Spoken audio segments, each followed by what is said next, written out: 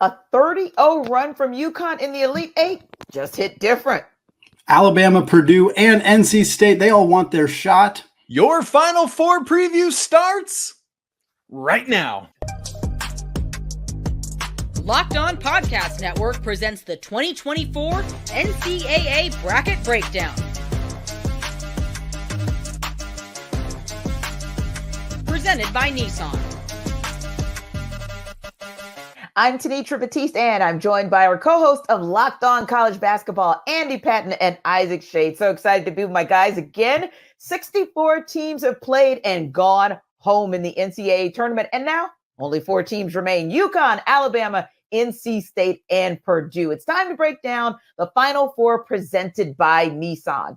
Are you the kind of driver that likes to push things a little further? Ever wonder what adventure could be around the next corner? Take the Nissan Rogue, Nissan Pathfinder, or Nissan Armada and go find your next big adventure. Check them all out today at nissanusa.com. Let's start with how we got here, guys, and which players have carried these teams to the Final Four. Andy, let's just start here with UConn, the 30-0 run.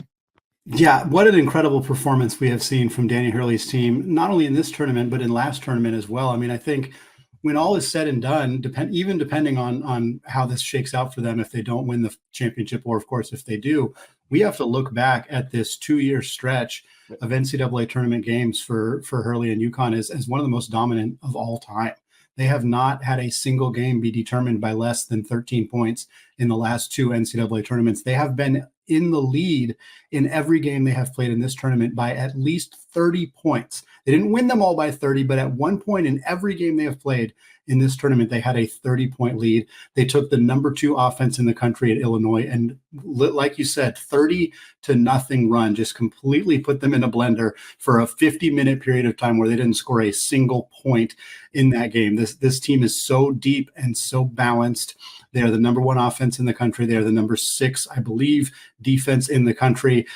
They can beat you in multiple different ways. Donovan Clingan at full strength is an absolute monster. There's really only one player in college basketball who can really neutralize him, potentially a player he may face in the national championship game at Purdue, of course, in Zach Edey. But the way that Clingan is playing right now with his health, the way that Tristan Newton, the straw that stirs the drink for this team, he's so versatile and dynamic at the point guard position.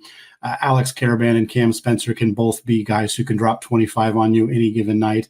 Stephon Castle has really found his role as more of a defensive stopper, not a guy who's being asked to score a whole lot. And just the balance of this team is really, really hard to stop. And as you've alluded to, we haven't even seen anybody in this tournament come close to taking this team down. And Isaac, there are so many superlatives that you can use for this team. You can talk about the fact that everyone knows their role. They play their positions with excellence. But one word that came to mind for me, or maybe it's 2 words, I'll say, is that they're technically sound. And when I say that, that's still a compliment, because to me, that means everything. That means the two-way play from every single player on every possession. That's how you get a 30-0 run. So to look at it as a number is astounding, but to think about all that every player had to do to get them there was just mind-blowing. It absolutely is, Tenitra. And Andy, I was checking while you were mentioning it. They're up to 4th in the defensive efficiency. So this team is top 4 nationally on both sides of the ball, to your great point there, Tenitra. And for me, that all goes back to the coaching of Danny Hurley. This is a man that will not settle for anything less than utter perfection. And like in every time he's interviewed, it's so funny because you're thinking he's going to say like, oh man, we're hitting on all cylinders. We're getting on all our strides. And he's like, I guess we don't know how to win close games because we're blowing over. Like he's always just finding something to nitpick with his team. But I love that. I love the hunger that is there. And it goes all the way back to that press conference a couple years ago when he said, you better get us now, because basically the freight train is coming. And the freight train is not coming anymore. It is here. And Andy, if it's okay, I'm going to go so far as a step to say, depending on what happens next weekend, we could legitimately talk about this UConn basketball team as not only better than last year's, as a conversation Andy and I just had on a recent show, but perhaps in the conversation for the best college basketball team of all time. Which, Andy, would be so exciting because there's so much movement with the one and dones and the transfer portal and NIA fallout that we don't get an opportunity to see a team have a core and then see that greatness one season, let alone duplicate itself for potentially to be great 2 seasons in a row or back to back. And Andy, where that kind of took me talking about our next team as well, and Isaac talking about our next team as well, is what we saw in the old days of the football Alabama. So whenever Nick Saban would hit the podium, he'd always find something, just like Dan Hurley would find, he'd always find something better for his team to do. But I got to tell you, the basketball Crimson Tide did their best example or their best kind of duplication of what the football team used to do, because no pun intended, but they absolutely scored a tidal wave to punch their ticket to the Final Four. They have. And Tanitra, it's wild to think back because Alabama lost 4 of their last 6 games, rounding out the regular season and the SEC tournament.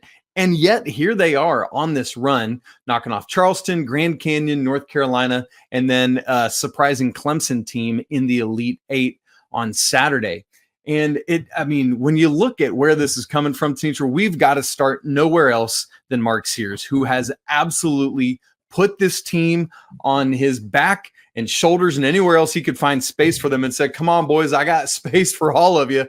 Let's ride. And it is something to watch. I mean, we talked about in the North Carolina game, had a very slow start, but once the faucet is open, good grief, it's a fire hose, man. And he is absolutely rolling.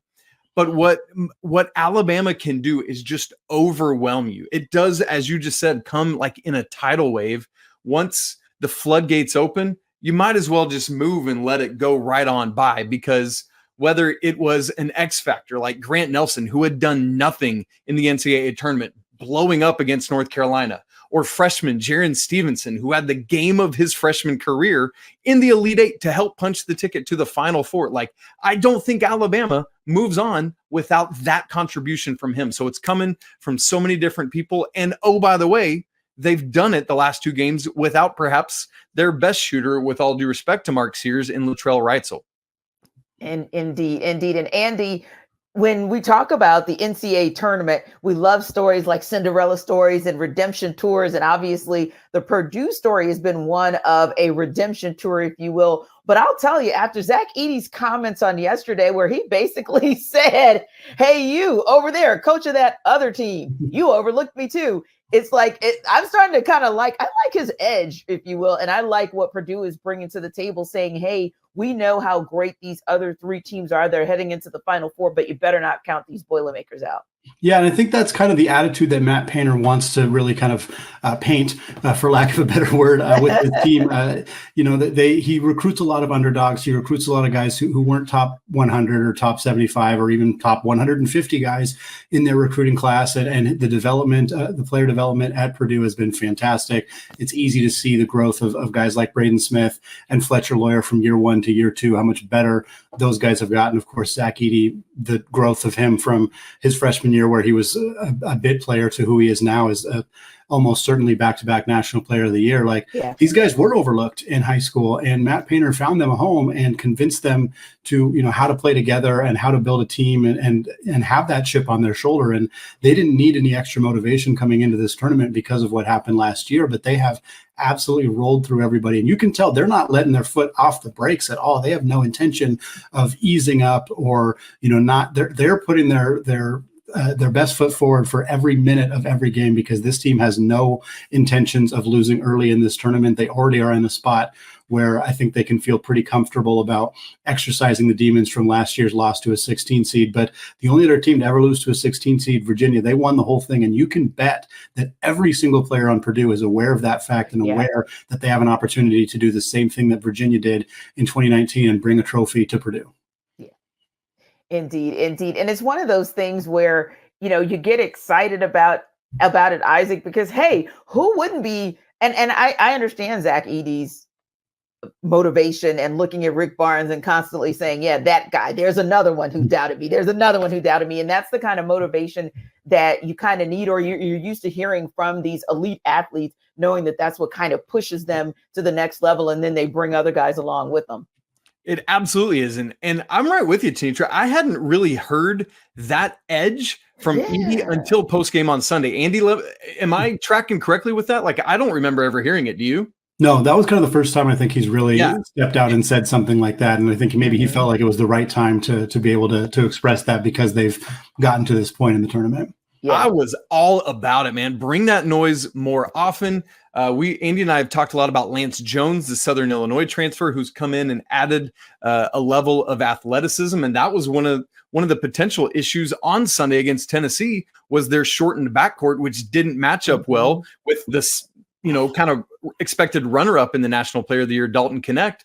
And while he still scored 37, they figured out a way to do it. This team is rolling, and they've got a big opportunity against NC State on Saturday. Indeed. And it's one of those things where, like you said, Dalton Connect did his thing, right? He still had a Dalton Connect type of game for the most part, but it's those spurts. I remember, sitting there watching that game amongst family and friends, and we're thinking it's just going to take one piece here, one piece there forever, which one of these teams for their big guys, right? For their like you said, national player, co-player of the year, one guy is going to step up, or it's going to be that X factor, and that's what's going to get you moving on. And that's kind of how you feel with NC State. They kind of feel like the entirety of the team is one that indeed is like an X factor, right, Isaac? It's like it's giving Jimmy V vibes, and to me, that's a beautiful thing. It is a beautiful thing. And, talking about how did we get here, most of these teams, we have to start at the NCAA tournament. But we would be completely remiss to not start all the way back at the ACC tournament with NC State, because were it not for just the second team ever to make a 5 games in 5 days run, they would not have even been in this field. As Andy said recently, they had 0% chance of being an at-large team. And so they had to end up beating Louisville, who they were tied with 5 minutes left in their first game of the ACC tournament. Yeah. They needed a missed Isaac McNeely free throw, who's a phenomenal free throw shooter, and a subsequent Michael O'Connell banked in 3 at the end of regulation just to get to overtime with Virginia. I mean, there's all these butterfly effect moments that have led us here. And then just like Kemba and the UConn Huskies in 2011, they've just kept it rolling. Miracle after miracle after miracle after miracle. By the way, knocking off Duke for the first time they've ever played them in the NCAA tournament. Tanitra, it is an absolute wild show, and it's all because of the DJ show, and it's DJ Burns inside and it's DJ Horn outside. And as you said, a whole host of dudes around them. Michael O'Connell has stepped up. I love what Mo Diarra is doing, even while being in the midst of Ramadan and all this. Like, it's an incredible story, and it's so fun to be part of this history. Indeed, Andy. Indeed, Andy. You look at what NC State has done, and it's just been astounding. Like you said, start to finish, Isaac. But Andy, start to finish, it's been crazy. Yeah, unbelievable run from NC State to be in this position to have, like Isaac said, needed that missed free throw from McNeely to even be. Their season would have been done 2-3 weeks ago if that hadn't happened. But nobody looks like they're having more fun playing basketball than DJ Burns, and I'm excited to see this team continue to be rolling on here. Indeed. That's how and why we got to the Final Four. Now we break down the matchup, starting with the earlier game and the lone Cinderella story in NC State. Can they take down number 1 seed Purdue? This Final Four bracket breakdown is brought to you by Nissan. Are you the kind of driver that likes to push things a little further?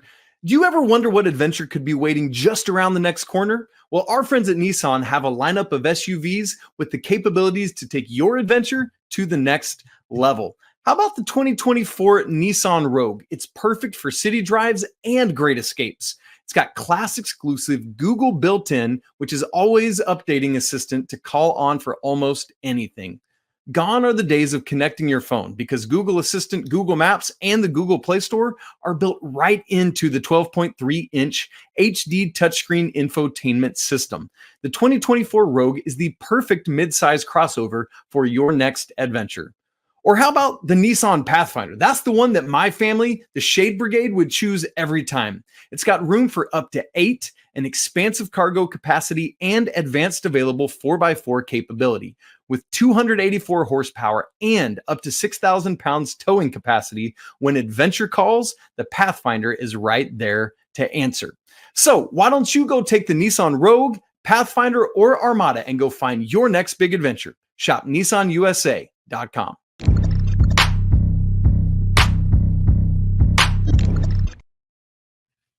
All right, guys, this is one that I'm intrigued about because sometimes I'm going to call it loosely, Andy, the undercard, right? Because obviously everyone's looking to see if UConn's going to go back to back. That's where a lot of the attention is on the men's basketball tournament side. But I think this Purdue NC State matchup can be just as intriguing as what we're going to see with UConn and Alabama. Yeah, I'm really excited about this game a lot, and I think it's not the matchup we expected, not the matchup anybody expected. I think people were looking forward to UConn potentially taking on Houston, or not, excuse me, Purdue potentially. But I know what you mean. Yeah. Houston or even Marquette. There was a lot of potential excitement in those matchups, but this is a really fun one as well. And it starts in the front court, and it always does when you're talking about Purdue, because Zach Edey is like the front and center of every game that he plays. How are you going to stop Edey? How much of an impact is he going to have defensively? And that's always going to be the storyline with Purdue. But now he gets to go up against a very unique big in DJ Burns, a player who has shown the ability to finish around taller, bigger guys in his career, a guy who is potentially has the ability with his ball distribution skills to maybe move Edey away from the rim a little bit. I think there's some intrigue where if Burns is away from the rim, facilitating, making a lot of passes, if that pulls Edey away from the rim, does that mean that Purdue then puts Trey Kaufman-Renn on him and lets Edey kind of play in a different role as more of a roaming defender? I think that's the most compelling matchup, because Zach Edey and DJ Burns are pretty clearly the two most compelling players in this game. But I also am curious how Purdue is going to defend DJ Horn and the way that he has played in this tournament up to this point. He has been absolutely fantastic. He's a great scorer. He's a great shooter. Is he going to be as effective at getting to the rim? Obviously, Edey tends to mitigate that against a lot of teams. So a lot of interesting kind of matchup elements to this game. Michael O'Connell, I think, is going to have a huge role, as he has. Mo Diarra has been a great rebounder for NC State. Teams that don't rebound well against Purdue tend to lose, and it's very difficult to rebound well against Purdue. So that's going to be another interesting matchup here. It's a matchup we weren't expecting, but I think there's a lot of reasons to feel really interested in what might happen in this one. Yeah, and Isaac, I'm interested too to kind of see how it goes in terms of the starts, because I feel like both teams got off to some slow starts this past weekend. And I think if I remember correctly, DJ Burns got into a little bit of foul trouble. So I'm interested to kind of see, and I'm interested to see if that might actually play a role, sort of, if you will, Isaac, not so much the play itself of whether or not, you're effective on offense, but maybe how things go defensively and who kind of jumps out to the early start, and does that team continue to dictate the tempo throughout? Yeah, well, when it comes to those starts, Tenitra, especially at this stage, it's different. You're in a football arena that you've not played in all season long, unless you're Syracuse, and it is different sight lines, it's different energy, it's different nerves, and a lot of times the starts, we saw this, I thought we saw it at the beginning of the NC State Duke game, in fact, on Sunday, where it was just like they were all still trying to just find the right breathing and stuff. And I know we kind of that's a real thing that happens and is a factor in these games. But part of it too is you talk about that perhaps foul trouble. Like, you look at DJ Burns and he only gives up 25 pounds to Zach Edey, which is kind of hilarious when you look at DJ Burns and you're like, you probably weigh more than Zach Edey, right? But DJ is only 6'9". Yeah. And Zach Edey is 7'4". That's 7 inches of difference. Yeah. That is massive. And so that is part of this too. Not only that, even if DJ Burns isn't in foul trouble, he plays like 24-ish minutes a game this year. What is it, 24.8? Zach Edey only sat for 33 seconds of the Elite Eight game. So when DJ Burns is out, I don't think Ben Middlebrooks can handle Edey inside. Andy, do you see? I mean, is that a thing? Yeah, I think it's going to be really hard for this team to defend Zach Edey. I mean, even with Burns on the floor. Certainly if he's sitting, I think that's going to be a problem. And again, it's like, there's only one team in the country that I think has a player somewhat capable of defending Zach Edey, and he's on the other side of the bracket. The conversation we had earlier with UConn, but yeah, I think Edey's going to have. I mean, I don't know if he's going to go for 40 and 16 like he did against Tennessee, but like he could. Like, he very much could do that in this game. And NC State's Kevin Keats is probably spending every waking second, certainly while we're recording right now, he is sitting there trying to figure out, what in the heck am I going to do to stop this 7.5-foot machine? Because people have tried various things. They've tried the automatic triple team, the delayed double team. They've tried single coverage and making him score over the top, trying to make him go left, trying to get him in foul trouble. If anything had worked, if a team had figured out a way to beat Zach Edey, everybody would be trying that. And the reason that there's not any consistency is because nobody's figured out it works with 100% certainty. I don't know that NC State has an obvious answer here, but I'm curious to see what they try. And, I just wonder, like, as we've often said, will we see like even just different, like, are there 5 or 6 different of these, like even junk defenses that Kevin Keats throw just to try something? And if so, the thing we always say about Purdue, because we know some form of multiple players are coming at Zach Edey at some point. So it's incumbent on the 4 dudes around him to knock down shots when they get the ball. And so what I'm watching for outside of Edey then is who is that hot hand out of the other 4 Purdue Boilermakers on the floor.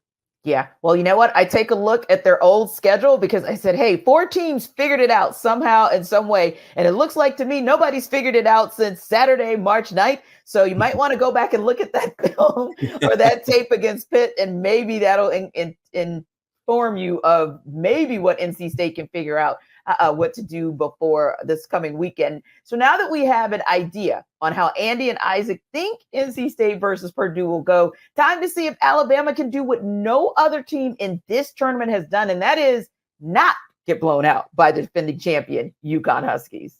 This Final Four bracket breakdown is brought to you by LinkedIn. When you're hiring for your small business, you want to find quality professionals that are right for the role. That's why you have to check out LinkedIn Jobs, which has the tools to help find the right professionals for your team faster and for free. Thankfully, LinkedIn isn't just some other job board. They've got a vast network of more than 1 billion professionals, making it the best place to hire. It gives you access to professionals you can't find anywhere else. LinkedIn does all that while also making the process easy and intuitive. And hiring really is easy when you have that many quality candidates. So easy, in fact, that 86% of small businesses get a qualified candidate within 24 hours.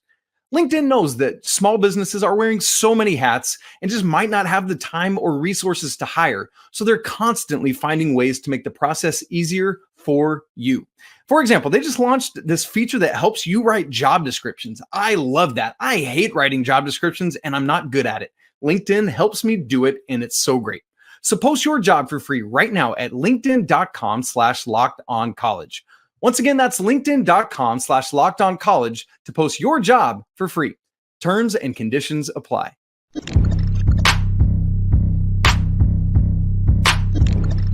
Guys, this run by the UConn Huskies in the tournament has been so impressive that I got to say it twice, 30-0 run in their Elite 8 matchup against Illinois. But Alabama has a high-octane offense, too. Can the Tide hang with the Huskies, Isaac? Here's the thing about Alabama. They shouldn't be able to, and that's not an Alabama thing. That's a 361 other schools in Division I that can't. But here's the thing about Alabama. There's always a what-if factor because of their ability to bomb from outside. Yeah. If they get up, like I posed this question to Andy kind of off the cuff the other day of like, how many threes does Alabama need to hit in this game to pull the upset or even to just stay in it? Yeah, and they are capable of taking somewhere between 30 to 40 threes. And if they can get up to, I think I put the number at 20, but somewhere from 15 to 20, which they are capable of doing. They hit 19 in a game earlier this year. That is the world in which Alabama wins this game. If that does not happen, if they like just have a normal day from 3, or even worse, a bad day from 3, there's no hope. But with Alabama, there's always that, but.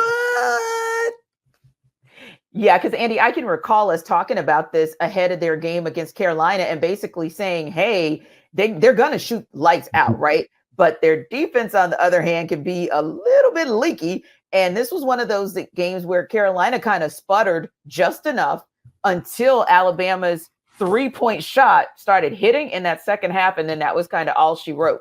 So you think with a UConn, well, they don't quite have that leaky defense that we referenced.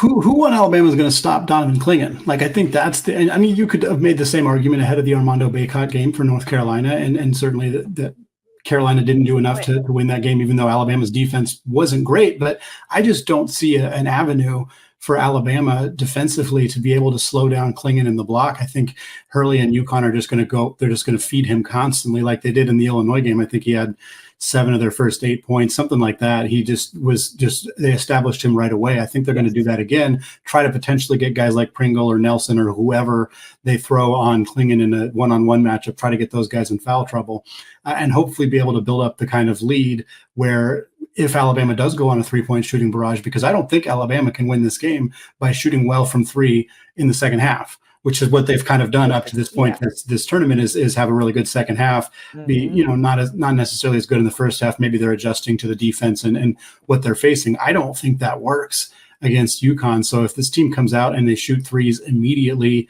and they're hitting all game long, maybe that can keep them in the game. But at the end of the day, they have to figure out how to stop Donovan Klingon, and they have to be consistent from 3 because the driving lanes, Aaron Estrada, he loves to drive to the basket. I don't know that works against Stephon Castle. And if he gets past Castle, what is he going to do against Klingon? So I don't know if, and Sears kind of same thing. Sears is a great 3-point shooter, but part of his value to Alabama is also the ability to put the ball on the deck and get that little floater up in the lane or get all the way to the rim and get fouled. And that's going to be tough against Klingon. He's really good at using his body. He's really good at not committing fouls. He's good at kind of contesting those little floaters. And so I think for Alabama, the offense has to be predicated on a barrage of 3-pointers. Nate Oates' team is set up to do that. That is a big advantage for them. They can also space the floor and potentially make life a little bit more difficult for Klingon, where he has to defend in space as opposed to just kind of anchoring down on the block. But I don't think this team, it's hard for me to see them doing enough defensively win this basketball game, even though I think they have the ability to score a lot of points because of the style that they play. I think matches up okay with UConn. Yeah, and that's the thing with that defense outside of the Grand Canyon game.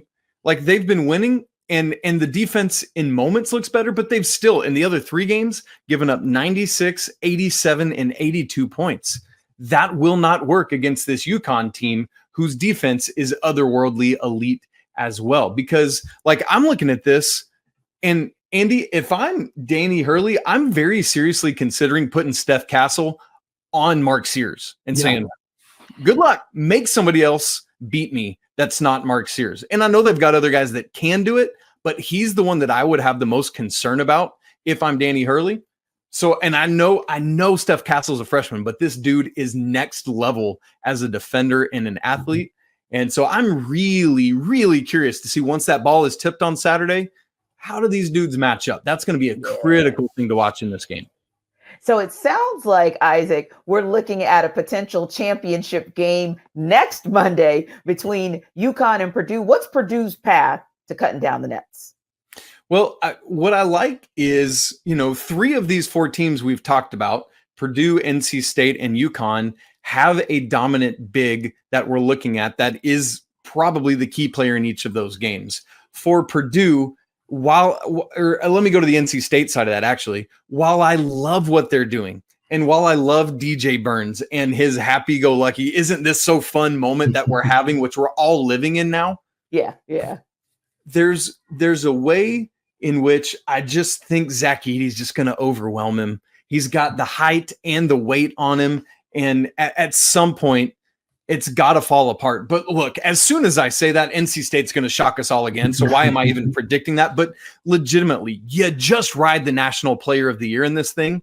And then, as I said earlier, you just need your outside guys to hit some of their wide open shots that they'll take as NC State double or triples down on Edey.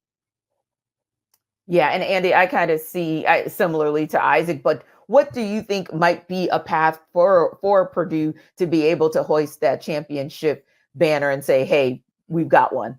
Yeah, Purdue's in a great spot to potentially win it all. I mean, as great of a spot as you can be when when UConn is in the region, is in the bracket. I mean, getting to the point where they have to play UConn is a tremendous result for Purdue. But they are, more than anybody else of these 4 teams, and really more than anybody else when it was a full 68 field, they are more equipped to beat UConn than anybody else. And UConn had to avoid losing to teams that weren't as equipped. Purdue had to do the same. They are now each 1 win away from potentially doing that, setting up a potential Klingon versus Edey matchup. I would be very intrigued if UConn would still opt to double Edey, or if they would just try to let him play one-on-one with Klingon, who Klingon is huge. He's 7'2", 7'3", maybe. He's got a big wingspan, and one of the only players in the sport who is bigger than him is Zach Edey. And if we get that matchup, and certainly UConn has to take care of business against Alabama, and obviously the flip side there, as Isaac talked about, but that is one of the most compelling one-on-one matchups that we've seen in a national championship game in a very long time. Those two players are exceptional on both ends of the floor. Klingon's defense has been getting all sorts of praise. He's from NBA draft prospects, from college analysts, everything. This is where you prove what you're capable of. He doesn't need to get 5 blocks in this game, but if he makes Edey miss 3, 4, 5 shots that he doesn't typically miss, that might be enough for UConn to potentially pull off a victory here, especially if, they lock Castle in on Braden Smith and kind of make his life a little bit more difficult. Again, we have to get to that matchup first, but if we do, there's a lot of there's a lot of interest in that matchup. I still think I would be leaning UConn because of how overall balanced they are, but it is very hard for me to imagine Purdue wouldn't keep that thing really close, and they would have a very good chance of winning it as well. Because Andy, if Klingon is able to handle Zach Edey individually without bringing the double, I like the other 4 Huskies better than I like the other 4 Boilermakers. And I like the other 4 Boilermakers a lot. It's just that, as you said there, the balance that UConn brings, even beyond Klingon, who is fully healthy now and all that, I like the balance and the surrounding pieces around Donovan Klingon, with all due respect to Trey Kaufman-Renn and Fletcher Lawyer and Braden Smith and Camden Heide and everyone else Lance Jones and everyone else who will be playing for the Boilermakers. UConn's got too much balance. So Isaac, I'm going to throw a quirky question to you. And this is assuming that we still feel like UConn is the presumptive favorite there. What are some of the things, maybe like 1 or 2 things that, hey, if UConn doesn't have that perfect game or that complete game, because they probably have played the most complete games in this tournament of any team, but what are maybe 1 or 2 things that if they do these things, it gives Purdue a shot, but they're that good that they can stumble and, hey, they can still cut down the nets? Sure. I mean, you asked about it earlier with the foul trouble with NC State and Purdue. I think if Zach Edey can get Klingon into some foul trouble, I know they got Stanley Johnson coming in behind him, but I think that puts Zach Edey in a place where you just keep feeding him, because UConn is a good 3-point shooting team, but they're not an overwhelming 3-point shooting team. And Purdue's 3-point shooting percentage is elite. And so if they can offset that balance, I think they can make enough twos to offset what UConn's doing if Klingon is relegated to the bench. So that would probably be the biggest thing for me, is just being able to get foul trouble going on the big man inside. One thing that really intrigues me in this matchup too is the difference in size in the guard rooms. Like, Purdue doesn't have a ton of size, and it hasn't seemed to impact them all that much. But Lance Jones is listed at 6'1"-ish. Neither Smith or Lawyer are particularly big, and UConn has a ton of length on the perimeter. Tristan Newton's big for a point guard. Stephon Castle's like 6'7". He's practically a 3, small ball 4 size in the modern NBA. And Cam Spencer, he's not an elite defender, but he's got a lot of size too. And so, who's Lance Jones going to guard? Like, we've talked about this before a few times with Purdue. Like, are they going to put Jones on Castle? Like, Castle's not a great offensive player, but he's got 5 inches on Lance Jones. Like, I could see that being an area that UConn could attack. So just, kind of one of the few non-Edey Klingon aspects of this matchup that I think is really compelling to me.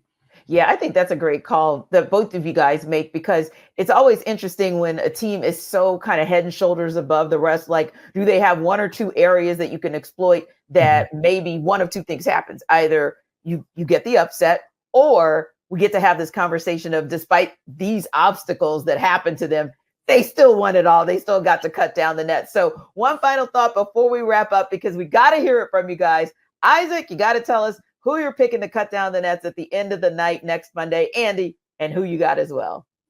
I got to ride with the UConn Huskies. I just do not see anyone stopping or slowing them down. They already knocked off in Illinois last weekend an offense that was better than Alabama's and a defense that was better than Alabama's. I don't see that. And then I think there's just too much against Purdue. I would love the story of redemption for Purdue pulling to Virginia, but UConn, back-to-back national championships in which they win all 12 of those games by 13 or more points. Yeah, I'll be contrarian just to be contrarian. UConn obviously has a fantastic chance of doing this, and they're probably going to be the favorite. Assuming they beat Alabama, they will be the favorite, whether they play Purdue or NC State. But let's roll with Purdue. Let's roll with Purdue pulling a Virginia, phrase we've used a bunch of times because this is the only second time a team has made the tournament after losing to a 16th seed, and the other team won it all. So why can't Purdue do it? They're playing some great basketball right now. I think that Edey is a obviously a tough matchup for UConn. I think the possibility of him getting Klingon in foul trouble, being able to dominate on the block while they play Samson Johnson or are forced to double, triple team him. Braden Smith has distributed the ball at an absolutely elite level throughout this tournament. He had 15 assists against Gonzaga. I could absolutely see a reality where Braden Smith is carving up UConn defensively, where Zach Edey is overwhelming, where Donovan Klingon's spending a lot of time on the bench, and Purdue ends up hoisting the trophy and being the second team to lose to a 16 seed and win the championship the following year. After the teams cut down the nets, the action won't stop on Locked On College Basketball. Portal season, recruiting, and more every day on Locked On College Basketball with Andy and Isaac. Get into it. Don't miss a moment. It's part of the Locked On Podcast Network, your team every day.